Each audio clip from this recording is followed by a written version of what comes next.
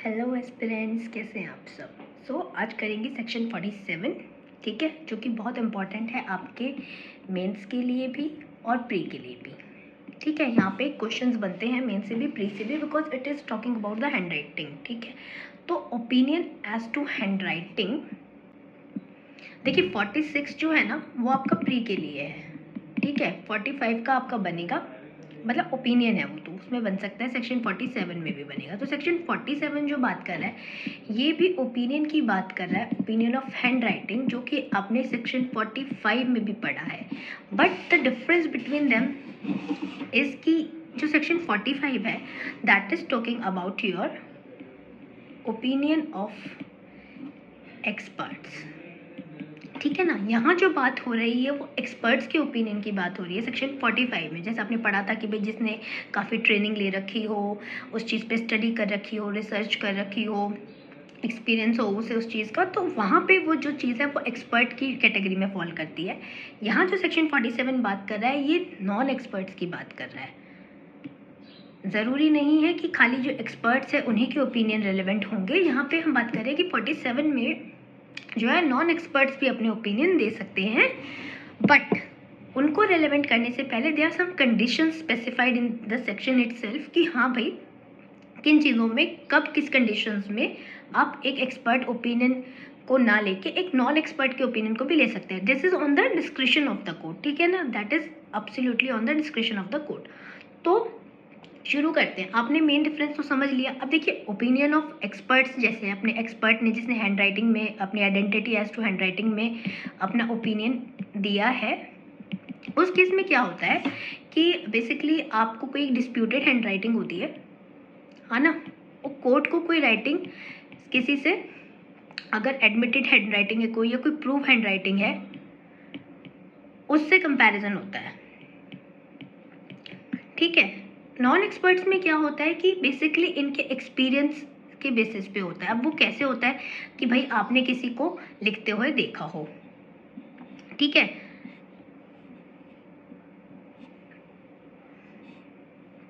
तब।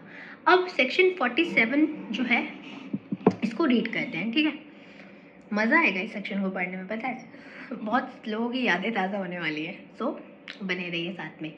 Opinion as to hand writing when relevant. अब when relevant का मतलब यही है कि जनरली ये इरेलेवेंट है, बट कोर्ट चाहे तो इनका ओपिनियन ले सकती है। ठीक है, तो कब रेलेवेंट होंगी इस चीज़ को देखते हैं। When the court has to form an opinion, see opinion evidence ही है जब कोर्ट को ओपिनियन फ्रेम करना है। As to the person by whom any document was written और साइट, एक ही बंदा है, इसने ये डॉक्यूमेंट को राइट किया है और इसने इस चीज़ को साइन किया है। ठीक है, इस चीज़ के ऊपर कोर्ट को अगर ओपिनियन लेना है तो opinion of any person, very important word here is opinion of any person. ठीक है, कि किसी भी पर्टिकुलर बंदे का, एनी पर्सन यहाँ पे यही रिफ्लेक्ट कर रहा है कि यहाँ नॉन एक्सपर्ट भी की बात हो रही है। ठीक है ना, क्योंकि एक्सपर्ट्स की बात तो हमने 45 में कर ली, तो 45 कह रहा है एक्सपर्ट्स को मेरे पास रहने दो, 47 में जो नॉन एक्सपर्ट्स हैं उनको तुम ले जाओ। तो 47 कहता है इनको भाई मैं रख लूँगा, मेरा दिल बहुत बड़ा है। तो इस केस में opinion of any person acquainted, acquainted का मतलब समझते हैं आप लोग, एक्वेंटेड, एक्वेंटेड मतलब बेसिकली आप किसी चीज़ को जानते हैं, that is known to you. ठीक है ना, acquainted with the hand writing of the person by whom it is suppose to be written. अब यहाँ पे सपोज टू बी रिटन जो है बेसिकली हम एक प्रिजम्पशन, एक प्रिज्यूम करके चल रहे हैं इसको कि हाँ भाई ये जो डॉक्यूमेंट है ये उसी बंदे की हैंड राइटिंग में है जिसने ये डॉक्यूमेंट लिखा है, ठीक है, या उसे साइन किया है। That it was not was or was not written by signed by that person is a relevant fact। अब कौन कौन से relevant fact यहाँ पे बात हो रही है कि भाई एक तो एक जो बंदा है जो एक्वेंटेड है हैंड राइटिंग, जिसने वो, जिससे हम प्रिज्यूम करें, इन्फ्रेंस ड्रॉ करेंगे हाँ भाई ये इसने ही लिखा है, ठीक है, या उसने साइन किया है, या फिर ये इस बंदे ने लिखा है या नहीं लिखा है, साइन किया गया है इस बंदे के द्वारा या साइन नहीं किया गया, इसके रिलेशन में इसके लिए कोर्ट को ओपिनियन फ्रेम करना है, तो यहाँ पे वो हैंड राइटिंग प्रूफ की जा सकती है, मे बी प्रूफ्ड, तो ओपिनियन लेके कैसे। अब एक्सप्लेनेशन इसकी इंपॉर्टेंट है, जो कि कहना चाह रही है कि भाई मैं बताऊंगा कि तुम कब किस तरीके से मतलब एविडेंस इस चीज़ के बेसिस पे ले सकते हो, कब एक ये जो ओपिनियन एविडेंस है, जो ओपिनियन फ्रेम हो रहे हैं वो रिलेवेंट हो सकते हैं, ठीक है। नाउ फर्स्ट केस इंपॉर्टेंट, पहला केस है a person is said to be acquainted with the handwriting of another person. एक बंदा दूसरे बंदे की हैंडराइटिंग को जानता है, एक्वेंटेंस रखता है अनदर पर्सन की, when he has seen that person right. पहला मैंने आपको समझा दिया, ठीक है ना, कि भाई किस किस तरीके से 45 47 में डिफरेंस मैंने आपको बता दिया, ठीक है ना। अब उसके बाद है कि those who have seen that person right, he has seen that person right. ये लंबा टॉपिक चलेगा तो टेंशन नहीं लेना, ठीक है, आराम से बैठो।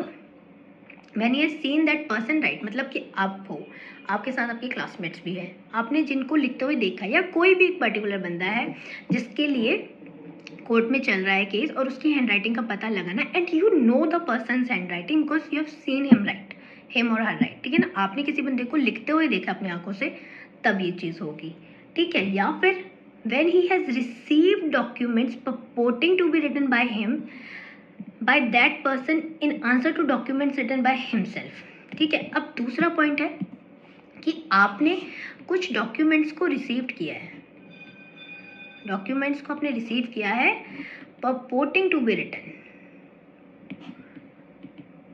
written by him। अब इसका मतलब क्या है?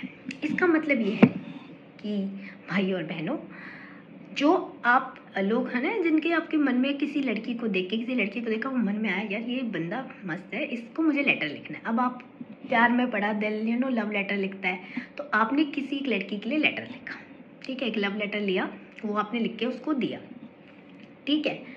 वहीं से आपको रिप्लाई भी मिल गया, किस्मत अच्छी थी वही मिल गया, ठीक है। तो अब जो आपका ये लेन देन हुआ है लेटर्स का, ठीक है ना, इसके बारे में मैं आपको सिर्फ समझाने के पर्सपेक्टिव से बता रही हूँ, ठीक है ना।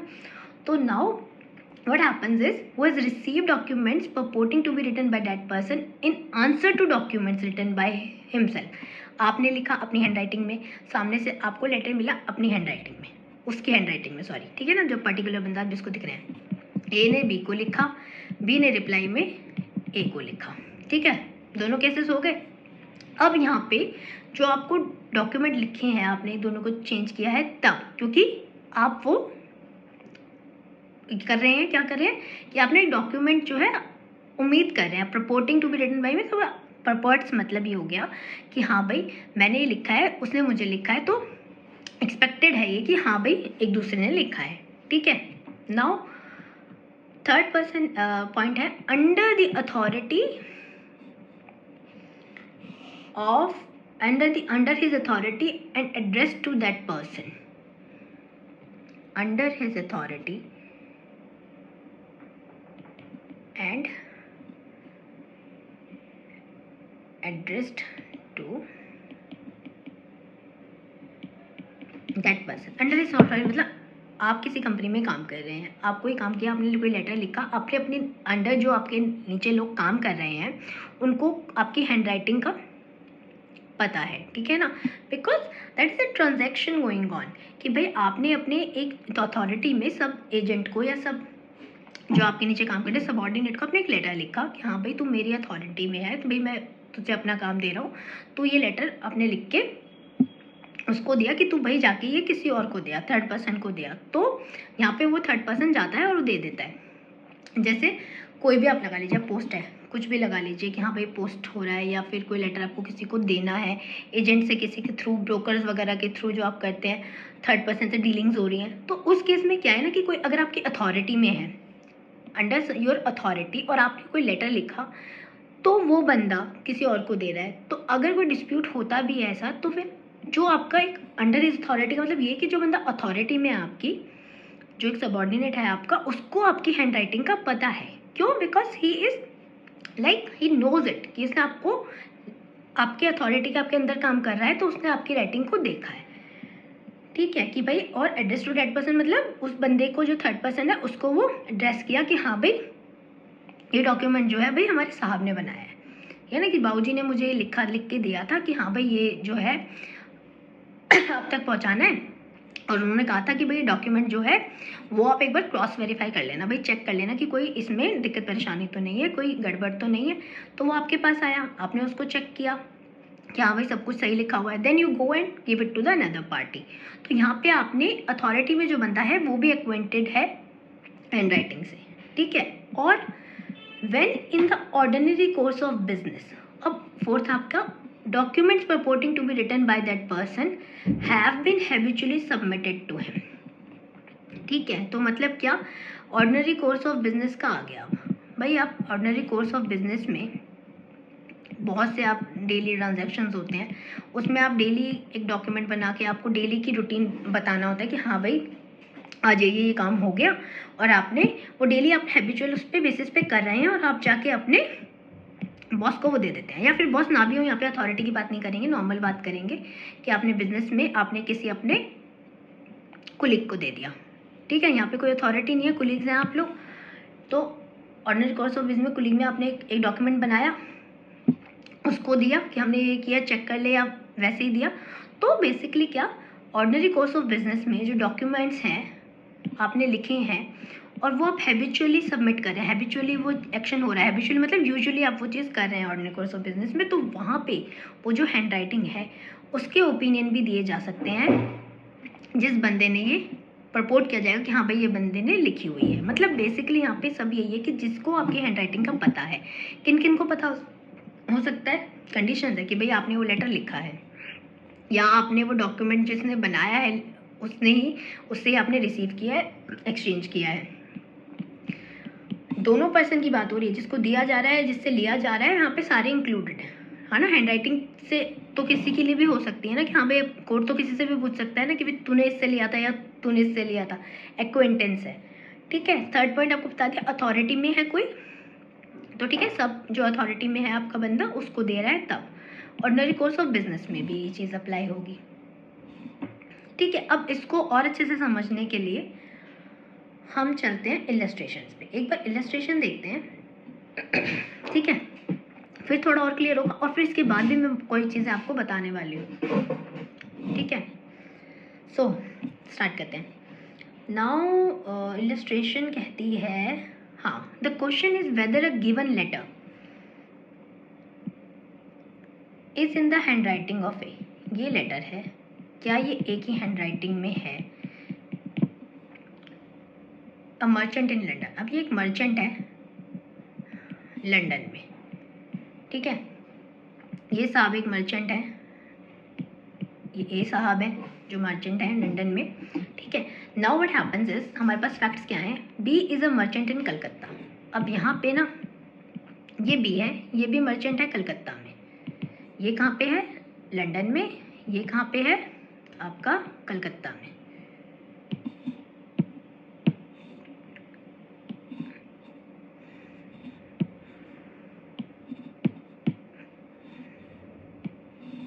ठीक है।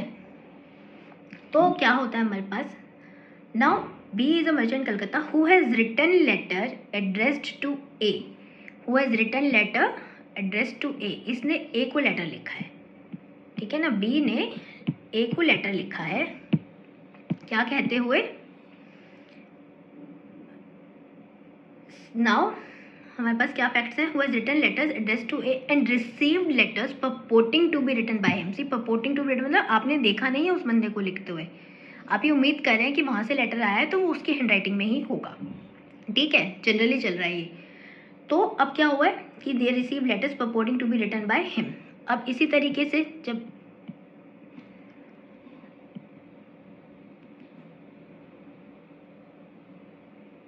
बी ने ए को लेटर लिखा, ए ने रिवर्स में बी को लेटर लिखा।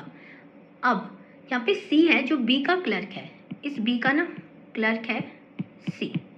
अब यहाँ क्या हो रहा है, is B's clerk whose duty is was to examine and file B's correspondence,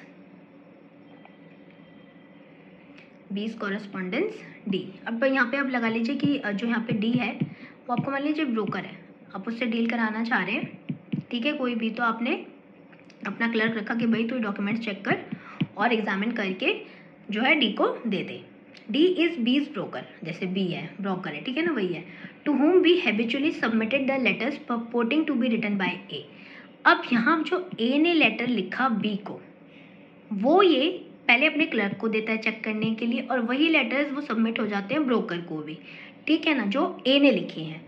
now for the purpose of advising him thereon, कि भाई अब तो एडवाइस दे दे कि भाई मुझे क्या करना चाहिए। समझ में आ रहा है सिनेरियो? दोबारा सुन लो।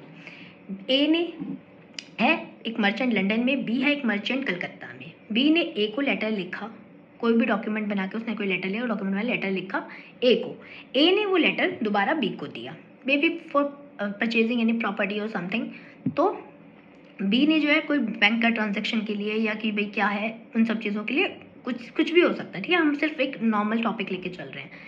ए ने बी को लिखा। अब जो ए ने बी को लिखा, बी ने क्या किया, उन लेटर को पहले तो अपने क्लर्क को दिया कि तू इनको एग्जामिन कर, and thereby it was also submitted to D the broker, कि हाँ भाई अब आप इसको देख के मुझे बताओ कि भाई मुझे क्या करना चाहिए, मुझे कोई एडवाइस चाहिए। अब यहाँ पे ओपिनियन की बात हो रही है, तो ना ओपिनियंस इसका बी का भी, सी का भी और डी का भी with respect to what, the handwriting of A. On the question whether the letter is in handwriting of A are relevant, though neither B, C, D ever saw A write। आया समझ? हम यहाँ पे उन writings की बात करते हैं, देखो जिसने लिखा है उसका तो क्लियर है कि हाँ भाई मैंने इस बंदे को लिखते हुए देखा है। दूसरा कंडीशन आ रहा है आपके पास कि भाई आपने नहीं देखा, बट एक कोर्स ऑफ बिजनेस में हो रहा है, हैबिचुअली वो काम हो रहा है, वो हो गया। किसी अथॉरिटी में था, अब अथॉरिटी वाला यहाँ पे एग्जाम्पल है कि भाई जो सी है वो बी की अथॉरिटी में है ना, बी की अथॉरिटी में ऐसी, तो उसने उसको लिखा, तो यहाँ पे उसको लिंक करिए, ठीक है, तो उसको एक हैंडराइटिंग का पता है। अब ए ने, बी, सी, डी ने, तीनों में से किसी ने नहीं देखा था कि ए ने लिखा है, बट दैट इज एक्सपेक्टेड, क्योंकि परपोर्टिंग टू बी रिटन बाय, क्योंकि एक ने से लेटर रिसीव हुआ है तो ये हैंडराइटिंग ए की ही होगी। This is being purporting to be written by A. तो यहाँ पे बी, सी, डी के जो ओपिनियन है वो रेलेवेंट हो जाएंगे, ठीक है ना। ये था आपका पूरा सेक्शन 47 का मेन थिंग। अब इसके बारे में और जानते हैं ताकि आपको थोड़ा और क्लियर हो। ठीक है, मैंने आपको ये सब चीज़ें बता दी हैं कि क्या क्या चीज़ें होती है, क्या क्या डिफरेंस होता है। उसके बाद हम बात करते हैं बेसिकली ओपिनियन एविडेंस जो है आपका ना, कैसा एविडेंस है आपका ओपिनियन एविडेंस। ओपिनियन एविडेंस आपका हियरसे एविडेंस है, ये तो आई थिंक आप सबको पता ही है, क्योंकि किसी ने देखा है, किसी ने सुना है, दैट इज हियरसे है ना, तो दैट इज हियरसे। तो रेलेवेंट तभी होगा जब कोई कंडीशंस इसकी सेटिस्फाई होंगी जो सेक्शन 47 में प्रूव हो जाएंगी। अब different kinds of hand writing होती है, जैसे आपने मान लीजिए कोई एक पार्टी ने खुद से एक डॉक्यूमेंट लिखा है अपनी हैंड राइटिंग में, तो that would be call an autograph और होलोग्राफ,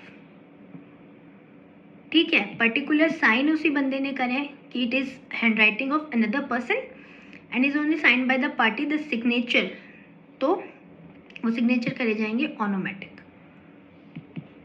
ठीक है। ये वैसे ध्यान रख लेना प्री पॉइंट ऑफ व्यू से या फिर आपकी नॉलेज के लिए बस, और इसमें ज़्यादा कुछ नहीं है। अब बात करते हैं modes of proving a hand writing. समझ में आ रहा है आपको मैं क्या कह रही हूँ? Now it coming to modes of proving a, अब हैंड राइटिंग को भाई 45 ने बता दिया कि इस तरीके से प्रूव हो गया, 47 ने हमें कह दिया कि भैया ये कंडीशन फुलफिल हो जाएंगी तो भी हो जाएगा, बट इसके अलावा भी कोई और तरीके हैं जो कि लॉ में आपको अलाउड है, मतलब फॉरबिडन नहीं है लॉ में, तो आप उनके थ्रू भी, इन मोड्स के थ्रू भी हैंड राइटिंग को, आइडेंटिटी ऑफ हैंड राइटिंग को प्रूव कर सकते हैं। तो कौन कौन से हैं जो जनरली ऑर्डिनरी उसमें यूज़ हो जाते हैं? तो पहला है आपका by calling a witness, calling as a witness a person who wrote the document। भाई जिस बंदे ने डॉक्यूमेंट लिखा है, अब उसको एज अ विटनेस कॉल करके भी तो पता करवा सकते हैं ना कि भाई ये तूने लिखा है नहीं लिखा, ठीक है। दूसरा कि भाई जिसने सॉ इट रिटन और साइड, जिसने देखा है, सॉ इट रिटन। थर्ड आपका कि भाई कोई आपका क्वालिफाइड है अपना ओपिनियन एक्सप्रेस करने में by the virtue of section 47, ठीक है ना। तो इस कंडीशंस को फुलफिल कर रहा है तो वो भी बंदा आपका एलिजिबल हो जाएगा उस चीज़ के एविडेंस देने के लिए।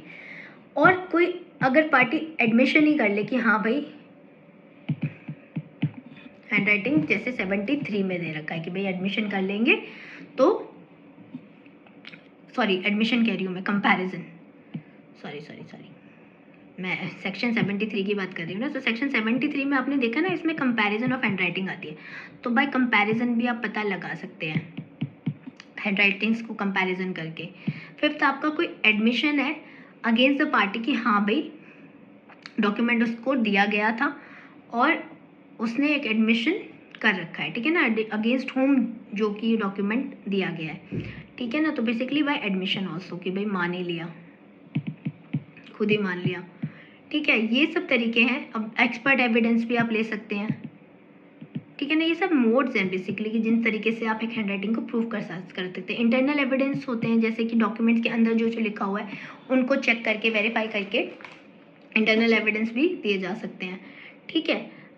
अब इसके अलावा एक आता है आपका सर्कमस्टांशियल एविडेंस, मतलब ये कि एक सिग्नेचर और हैंडराइटिंग को प्रूव करने के लिए सर्कमस्टांशियल एविडेंस भी है, वो कोर्ट को सेटिस्फाई करना पड़ेगा कि भाई जो सारे इन्फ्रेंस ड्रॉ हो रहे हैं with the respect to the case, जो सारे इन्फ्रेंस ड्रॉ हो रहे हैं कि यही शो कर रहे हैं कि हाँ भाई जो ये क्वेश्चन है, हमारा क्वेश्चन इश्यू है कि भाई ये हैंडराइटिंग उस बंदे की है नहीं है, तो must have been written by him और must have been signed by him, ठीक है। दोनों चीज़ों की बात करें, साइन की भी और राइटिंग की भी। तो ये थे आपके बेसिकली ये थे आपके, हाँ, तो ये हो गया आपका मोड्स, ठीक है। मोड्स हमारे हो गए कंप्लीट। अब एक चीज़ मुझे जाननी है, आप लोग प्लीज़ बताइएगा कि आपको क्या लगता है कि मार्क्स जो होते हैं आर इंक्लूडेड इन हैंडराइटिंग। क्या लगता है आप लोगों को कि भाई मार्क्स जो होते हैं क्या वो हैंडराइटिंग में इंक्लूड होंगे? मार्क्स से मीन्स एज इन सिंबल्स, ठीक है।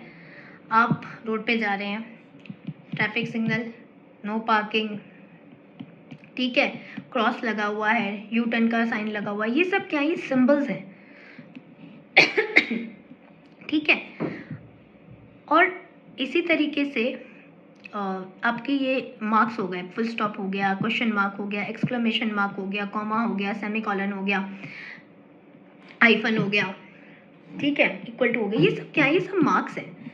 अब 10 बंदे 10 के 10 फुल स्टॉप ऐसे ही लगाएंगे, आप भी ऐसे ही लगाएंगे, मैं भी ऐसे ही लगाऊंगी, और जो आपके नोन में वो भी ऐसे ही लगाएंगे, क्वेश्चन मार्क भी ऐसे ही लगेगा।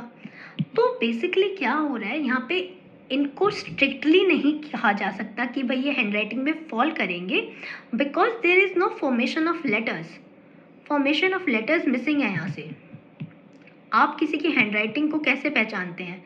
लेटर्स की फॉर्मेशन के थ्रू ही तो पता करते हैं कि हाँ भाई इस बंदे की हैंडराइटिंग ऐसी है। But they are some symbols और मार्क्स जैसे यूज़ हो रहे हैं, but they are not strictly differentiated, क्योंकि आप उनको डिफ्रेंशिएट नहीं कर सकते, क्योंकि मोस्टली क्या सब लोग इसे इसी तरीके से यूज़ करते हैं। मार्क, क्वेश्चन मार्क आप ऐसे ही लगाएंगे, हाइफन आप ऐसे ही लगाएंगे, यू टर्न का साइन है वो भी ऐसे ही बनाएंगे, कुछ आपने मार्क ऐसे बनाया, क्रॉस किया, ये सब क्या है, ये सब मार्क्स हैं। लेकिन इन सब मार्क्स को जो है स्ट्रिक्टली आप नहीं कहेंगे कि भाई ये हैंडराइटिंग के उसमें फॉल करेंगे, ठीक है। बट कोर्ट इनको ले लेती है, ठीक है ना। बट वो कोर्ट को फिर अपना वही है कि डाउटफुल रहता है, इसलिए यू इंक्लूड हो जाते हैं बट नॉट स्ट्रिक्टली, ठीक है ना। जैसे फ्रॉड हेड ऑन कॉमन है, ये सब लोग ऐसे ही करेंगे, तो आइडेंटिफाई करना मुश्किल है कि हाँ भाई ये किसने लिखा होगा, है ना। तो बेसिकली यही है कि राइटिंग है जो इंडिकेट करे कि पर्टिकुलर इंडिविजुअल ने इसे साइन किया है, सिग्नेचर किया है। तो फॉर्मेशन ऑफ लेटर्स के थ्रू तो आसान है, but if they are using some marks और some symbols then it becomes difficult, ठीक है। तो बेसिकली अगर आपसे क्वेश्चन आ भी जाए तो आप कैसे, इट मे बी इंक्लूडेड कि बट एक डिस्टिंक्ट आइडिया कन्वे करने के लिए, but it not strictly admissible also कि हाँ भाई हम उसके बेसिस पर ही खा लें, हमारे पास और एविडेंस भी होने चाहिए, ठीक है ना। खाली इनके बेसिस पे हम नहीं कह सकते, though they are included in the opinion evidence, ठीक है। ये था आपका एक टॉपिक। और अब बात करते हैं कि कुछ मैक्सिम मैं आपको बताना चाहती हूँ कि इनसे रिलेटेड कुछ इंपॉर्टेंट मैक्सिम्स हैं जो आपको पता होनी चाहिए, ठीक है। तो पहली है आपकी जो हमने बोला when he has seen that person right. अब इस पे ऊपर इस मैक्सिम को पता नहीं आपने सुने या नहीं सुनी, और it is said x Visu स्क्रिप्टियोनिस। ठीक है, इसका मतलब यही है कि when he has seen that person right. तो रूल तो यही है, देखिए कि प्रूफ के लिए कि भाई एक क्लियर एक सर्टेन जो है होना चाहिए कि भाई आपने उस बंदे को कभी लिखते हुए देखा है, ठीक है ना, तभी आप एक सपोज कर सकते हैं ना कि हाँ भाई कि राइटर जो है जिसने डॉक्यूमेंट लिखा है, जिसने साइन किया है, उसने ये नॉलेज कहाँ से गेन किया है कि भाई आपने इस बंदे को देखा, भाई आपने, आपका दोस्त है ए और बी दोनों हैं, आपने ए की राइटिंग देखी है, बी की देखी है। अब जैसे मैं हूँ, मेरी हैंड राइटिंग आप लोगों ने देखी है because you have seen me right. तो in that case if you are watching me right, so that become ex visu scriptionis. यहाँ पे आपने उस बंदे को लिखते हुए देखा है, तो डेट बिकम्स जेन्युइन, ठीक है ना। तो आप एक कॉम्पिटेंट विटनेस बन सकते हैं उस केस में, इस पार्टी में, कि हाँ भाई हमने उसको लिखते हुए देखा है। ये आपका बन गया एक पॉइंट। दूसरी जो इसमें मैक्सिम है वो है कि acquaintance with hand writing without seeing a person right. ठीक है, तो इसको बोलते हैं एक्स स्क्रिप्टिस ओलिम्विसिस। इन केस आपके पास आ जाए प्री में तो आप बता सकते हैं, ठीक है। अब बाहर आ जाओ उससे, लव लेटर से, अभी तक भी वहीं फंसे हुए हो, ठीक है ना। सो एक्स ओलिम्विस, एक्स स्क्रिप्टिस ओलिम्विस, ये इसका मतलब है seeing genuine, seeing known, seeing known genuine document. आ रहा है समझ में? Acquaintance with the hand writing without seeing that person right, तो ये वाली आएगी, ठीक है ना। नाउ हियर की document comes to the observation of a witness without seeing the any person in the act of writing it. मतलब कि कोई लिखते हुए आपने देखा नहीं है, तो इसलिए यहाँ पे ना थोड़ी सी कॉन्ट्रोवर्सी हो जाती है कि हाँ भाई आपने कभी लिखते हुए देखा नहीं है एंड सफिशिएंट ग्राउंड नहीं है आपके पास कि बिलीव करने के लिए कि हाँ भाई आप इस बंदे ने लिखा है या नहीं लिखा, ठीक है। तो इस सर्कमस्टांसेस में एक एडिक्वेट ग्राउंड आपको नहीं मिल पा रहा है, बट दे आर केसेस कि हाँ भाई अगर किसी ने एक्सप्रेसली कोई एडमिशन कर दिया, इम्प्लाइड एडमिशन हो गया, किसी तरीके से कंडक्ट के थ्रू बता दिया, या फिर एक्सचेंज ऑफ कॉरेस्पॉन्डेंस। कॉरेस्पॉन्डेंस मतलब लेटर्स का एक्सचेंज हुआ है कि भाई एक पर्सन ने लिखा, दूसरे ने रिसीव करा वो डॉक्यूमेंट, और वो ये करते आ रहे हैं, ठीक है ना, परपोर्ट कर रहे हैं आप। तो भाई टीचर है, उसने एक टेस्ट बनाया, आपको दिया, आपने उसके आंसर्स उनको रिप्लाई करे, तो एक बेसिकली क्या एक्वेंटेंसी हो रही है और किस तरीके से प्रपोर्ट कर रहे हैं कि हाँ भाई ये उनसे लिखा है। और 10 लोगों की हैंड राइटिंग है, जैसे अब मैं हूँ, मैं आप लोगों को नहीं जानती, अगर मैं आपसे बोलूँ कि भाई मुझे ये लेटर लिख के पोस्ट कर दीजिएगा, तो आप एक बार पोस्ट करेंगे, 2 बार करेंगे, 2-3 बारी के बाद मुझे एक्वेंटेंस हो जाएगी कि हाँ भाई ये हैंड राइटिंग जो है एक पर्टिकुलर बंदे ने लिखी है, ठीक है ना। That is the thing. तो नहीं देखा लिखते हुए तो भी अगर आप जानते हैं कि हाँ भाई उसने लिखी होगी, then also you can give the opinion, ठीक है। That was the main thing. I think आप लोगों को समझ में आ गया होगा। इसमें 2 केस इंपॉर्टेंट है, वो लिख लीजिए। इसका केस का नाम सबसे पहला तो है Alamgir versus state of and city Delhi, ठीक है। 2003 का केस है सुप्रीम कोर्ट का। इस केस में क्या कहा गया था कि कन्विक्शन जो है ना, खाली ओपिनियन एविडेंस के बेसिस पे आपको कन्विक्ट नहीं किया जा सकता। क्यों? क्योंकि the opinion of hand writing expert can be relied upon when they are supported by other items of evidence simply corroborates the substantial evidence. तो मतलब क्या है कि अगर आपके पास कोई सर्कमस्टांशियल एविडेंस है, ठीक है, और आपके पास ओपिनियन एविडेंस है, तो खाली अगर आपके पास ओपिनियन एविडेंस है, मतलब ओपिनियन है आपके पास किसी हैंड राइटिंग को लेके, तो खाली उसको कन्विक्शन का बेसिस नहीं बनाया जा सकता, और आपके जो सर्कमस्टेंशियल एविडेंस है उनसे आपको कॉरोबरेट करना होगा, ठीक है। एक तो ये हो गया। दूसरा केस का नाम है आपका Ram Narayan versus state of UP, ठीक है ना, ये केस है Ramnarayan versus state of UP. तो उसमें क्या कह रहे हैं कि Ramnarayan versus state of UP में कहा गया था कि जैसे कि जो बोथ सेक्शन 45 और 47 है, कोर्ट जो क्या है उनका एविडेंस जो है ओपिनियन का, पहला तो आपका 45 में तो आपको भाई साइंटिफिक कंपैरिजन हो रहा है, साइंटिफिकली एक बंदा कंपैरिजन कर रहा है जो कि नोन है, और दूसरा जो है उसका फैमिलियरिटी पे बेस्ड है कि भाई फैमिलियर है उसकी हैंडराइटिंग से, फैमिलियरिटी है ऑब्जर्वेशन से, है ना, फ्रिक्वेंट ऑब्जर्वेशन से फैमिलियरिटी है। तो in either case the court must satisfy itself कि हाँ भाई कोर्ट ओपन है कि वो उस पर रिलाई करे या उस पर रिलाई करे, क्या वो 45 पे जाए या वो 47 के लिए नॉन एक्सपर्ट का एविडेंस एडमिट करे, वो कोर्ट के ऊपर है।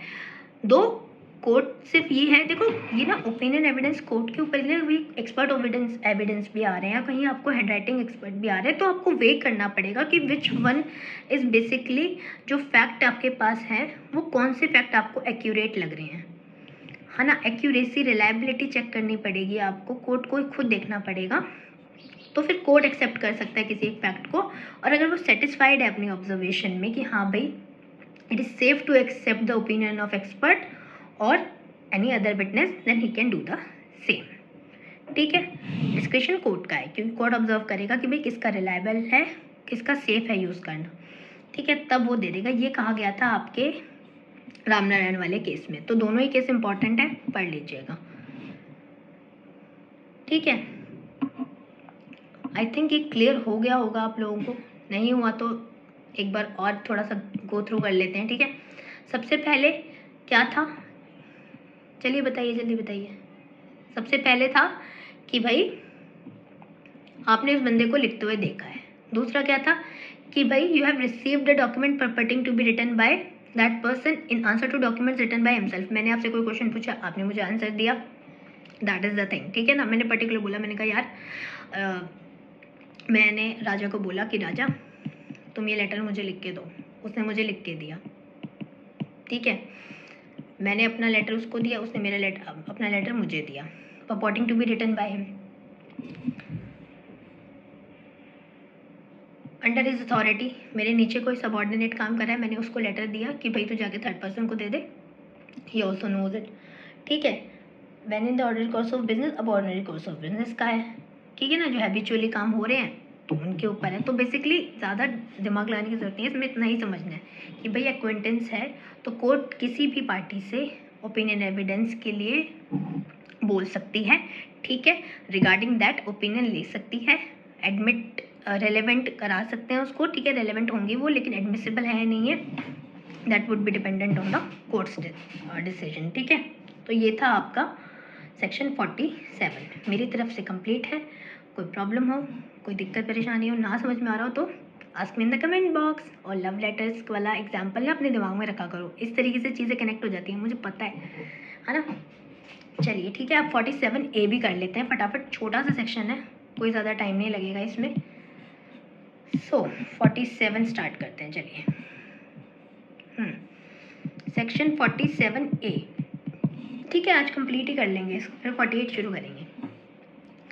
Opinion as to digital signature when relevant. अब वही बात है, मैंने आपको बोला था जैसे जैसे IT एक्ट आया है, सिग्नेचर वगैरह डिजिटल होने लग गए हैं, ठीक है, उसके रिगार्डिंग भी वैसे रिलेवेंट है, बट कब रिलेवेंट हो जाएंगे, जब कोर्ट को ओपिनियन फ्रेम करना है किसी इलेक्ट्रॉनिक सिग्नेचर को लेके एनी पर्सन के, तो भाई ये एक साइन है ये नाम से, ठीक है, मैंने इसको डिजिटली कर दिया। अब कोर्ट को ये बताना है कि भाई साइन मैंने ही किया है या किसी और ने किया है, तो वो ओपिनियन ले सकती है किसका, सर्टिफाइंग अथॉरिटी का, जिसने ये इशू किया है, जिसने ये इलेक्ट्रॉनिक सिग्नेचर के लिए आपको सर्टिफिकेट इशू कराया जाता है, ठीक है ना, वो इशू करते हैं, सर्टिफाइंग अथॉरिटी इशू करती है। तो वहाँ पे सर्टिफाइंग अथॉरिटी का जो इलेक्ट्रॉनिक सिग्नेचर सर्टिफिकेट उन्होंने इशू किया वो यहाँ पे एक रिलेवेंट फैक्ट है, ठीक है, that becomes your relevant fact. That was all 47A। वहाँ पे डॉक्यूमेंट्स की बात हो रही थी हैंड राइटिंग में, यहाँ पे भी हैंड राइटिंग की ही बात हो रही है, but in the case of digital signature, कि आप सिग्नेचर कर रहे हैं किसी डिजिटली, तो उसमें बात हो रही है, ठीक है। So this was at 47 complete, 47A complete. Revise कीजिएगा, वीडियो को देखिएगा अच्छे से, ना समझ में आए तो बताइएगा। एंड एग्ज़ाम आ रहे हैं तो ऑल द वेरी बेस्ट। और एडीए की वैकेंसी निकल चुकी है, मैंने आपको बता दिया है हरियाणा की, तो उसको फिल कर लीजिए। And all the very best for your exams. Till then bye bye, take care.